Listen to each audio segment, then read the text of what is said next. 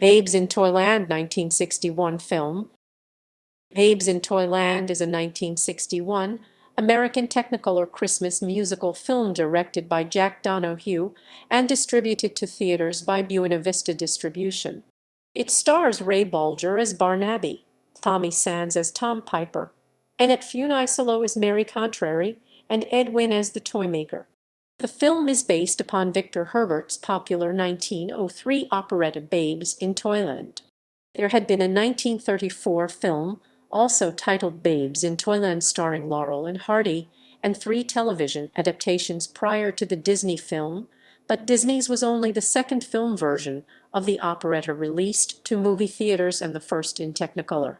The plot, and in some cases the music, bear little resemblance to the original, as Disney had most of the lyrics rewritten and some of the song tempos drastically changed, including the memorable song Toyland, a slow ballad which was sped up with only the chorus sung in a march-like rhythm.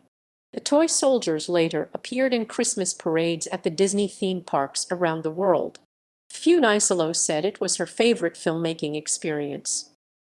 Plot: a stage play begins, presented by Mother Goose and her talking goose, Sylvester, about Mary Contrary and Tom Piper, who are about to be married.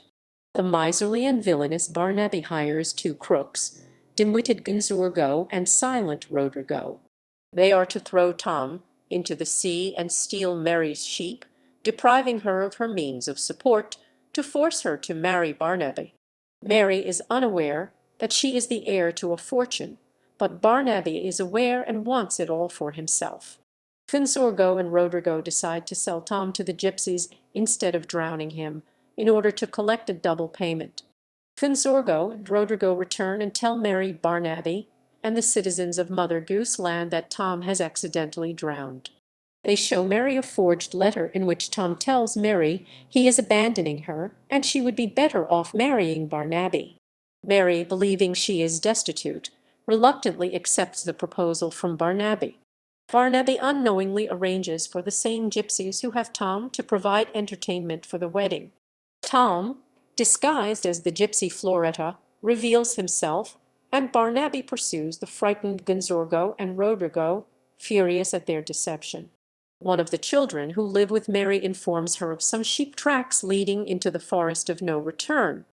The children sneak away into the forest to search for the missing sheep. The trees of the forest awaken and capture them. Tom and Mary follow and find the children in the forest, where they tell stories about the live trees. The trees seem just like ordinary trees to Tom and Mary.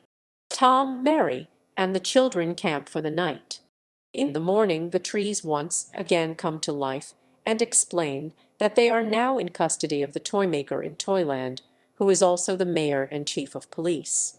Tom, Mary, and the children happily continue on, escorted part of the way by the trees.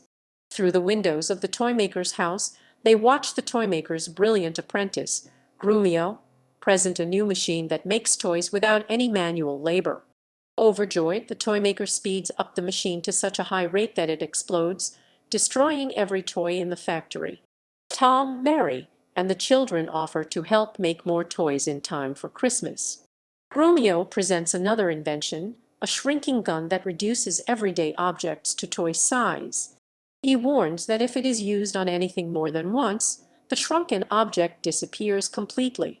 The Toymaker is at first delighted at the idea of producing toys by shrinking life-sized objects, but then Tom points out the impossibility of finding enough everyday objects to shrink down into the large quantity of toys needed for Christmas.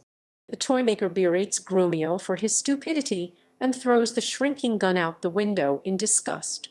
Barnaby, who has been spying on them, takes the discarded shrinking gun and uses it to shrink the Toymaker and Tom. When Barnaby's henchmen see him threatening to shoot Tom a second time, they abandon Barnaby. They try to flee, but Barnaby shoots them and locks them up with Tom in a birdcage. Barnaby forces Mary to marry him by threatening to destroy Tom, and he threatens to destroy the Toymaker if he refuses to preside over the wedding ceremony.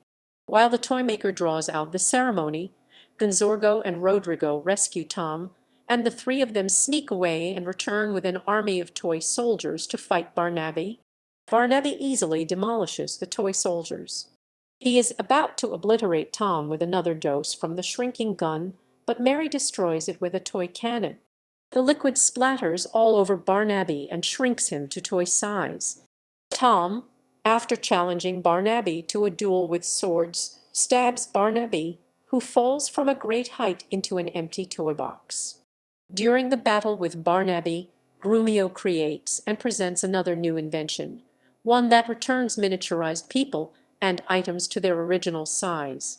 He immediately uses it on the Toymaker, Gonzorgo, and Rodrigo, but not on Barnaby. Grumio is about to use it on Tom, but after reminding Grumio that he is the head toymaker and that Grumio is just his assistant, the toymaker uses the invention himself to return Tom to his natural size. A few days later, Tom and Mary are married, attended by all of Mother Goose Village, including Gonzorgo and Rodrigo, as well as the trees from the Forest of No Return, and everyone lives happily ever after as the stage curtains close. Cast, production, development. In May 1955, Walt Disney announced that he would produce Babes in Toyland as an animated feature. By October 1956, Disney had assigned Bill Walsh to produce and Sidney Miller to direct the project. However, filming was delayed, and by August 1959, the project was reactivated as a live-action television movie, Disney's first live-action musical. Ward Kimball had been tapped to produce and direct the project, while Mel Levin would write new lyrics. With Kimball in charge, he reviewed the three scripts that had been written, all of which he found to be terrible, absolutely nothing. Kimball had found the 1903 operetta script to be too complicated. In his script, he excised the orphans subplot and focused the story on a love triangle between Tom, Mary Contrary, and Barnaby. In the following months, Kimball worked alongside with story artist Joe Rinaldi and effects animator Joshua Meador to ensure the film would be visually interesting. In June 1960, Disney told the Los Angeles Times, "We are updating the lyrics. The music, of course, is Victor Herbert's. March of the Toys will be done in animation. I'll be using fantasy with live more and more. I've decided people should play people and shouldn't be animated, only the effects should." While Disney was vacationing in Europe, Kimball was. "We decided on Ray Bolger, things like that, and such decisions usually were the provinces of Walt," Kimball later explained.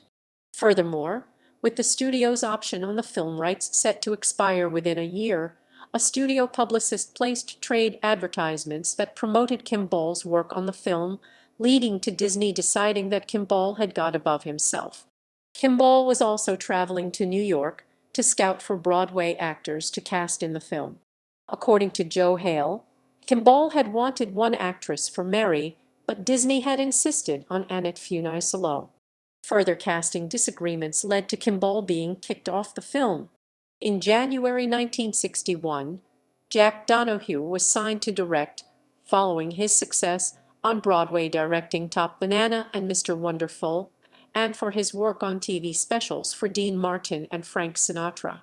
While Kimball would still be credited as the screenwriter, he was relegated to directing the 15-minute toy soldier sequence. In March 1961, Disney said he wanted to create a film of the standard of The Wizard of Oz 1939. "It's like a Disney cartoon, only with live actors," said one Disney executive. Casting. In September 1960, it was reported that Disney had wanted to discuss Dean Jones for the lead role as Tom. By January 1961, Ray Bolger was cast as a villain for the first time in his career. Gene Sheldon, best known for his role of Bernardo in the 1957 television series Zorro, appeared alongside his Zorro co-star, Henry Calvin. Tommy Kirk played a support role. According to Annette Funicello, Tommy Sands beat out Michael Callan and James Darren to play the male lead. Filming. Principal photography started on March 13, 1961, and was scheduled for 3 months. Preparation, rehearsing, and pre-recording took 3 months. Tommy Kirk says he enjoyed making the film because of working with Ed Wynn. I thought he was delightful, and so did everyone else. You couldn't not like him. He was completely crazy, and he was just as crazy off screen as he was on. But it was all, of course, an act. He was a very serious, religious man in his own way, but he loved playing Ed Wynn, the perfect fool, the complete nut. And he was good at it. Actually, I think the movie is sort of a clunker, especially when I compare it to the Laurel and Hardy babes in Toyland. It's not a great film, but it has a few cute moments. It's an oddity, but I'm not embarrassed about it like I am about some other movies I've made. Funicello had a bad experience with William Fairchild, who had directed her in The Horsemasters 1961, but found Jack Donohue to be simply wonderful. She also enjoyed the fact it was the first, and unfortunately, I think, the last time I made a movie in which I actually danced something besides the Watusi or the swim. Songs. Release. In conjunction with the film's release, Babes in Toyland was prominently featured on the Wonderful World of Color television program, with an episode titled Backstage Party airing on December 17, 1961. The film was released on DVD on September 3, 2002 by Walt Disney Studios Home Entertainment. Reception. Box office. Babes in Toyland earned $4.06 million in rentals from the United States and Canada. Critical reaction. A.H. Whaler of the New York Times wrote in his review, "Let us say that Walt Disney's packaging of Victor Herbert's indestructible operetta is a glittering color and song and dance-filled bauble artfully designed for the tastes of the sub-teen set. Adults would have to be awfully young in mind to accept these picture book caperings of the Mother Goose coterie as stirring stuff." Variety described the film as an expensive gift, brightly wrapped and intricately packaged, and is certain to be a fast-selling item in the Yuletide marketplace. A choice attraction for the preteen set, it will be an especially big draw among those in the 5 to 10 age bracket. However, the review cautioned that older audiences may be distressed to discover that quaint, charming Toyland has been transformed into a rather gaudy and mechanical fantasyland. What actually emerged is Babes in Disneyland. John L. Scott, reviewing for the Los Angeles Times, felt the film was considerably more showy than either Herbert's stage or Harrison's reports praised the film as very good and further acknowledged Walt Disney for having wrapped this one up in gay silk ribbons, beautiful costumes, and brilliant splashes of color, the envy of the Rainbow Rangers. Like a tender father, Disney has put this together with the soft sensitivity of a man in whose trust has been placed the dream world of trusting youngsters. Time wrote Babes in Toyland was a wonderful piece of entertainment for children under 5, but children over 5 who plan to see it will be well advised. Additionally, the review was also critical for the modernized music, but praised the March of the Toys sequence. On the review aggregator website Rotten Tomatoes, the film has an approval rating of 36% based on 11 reviews, with an average rating of 4.74/10.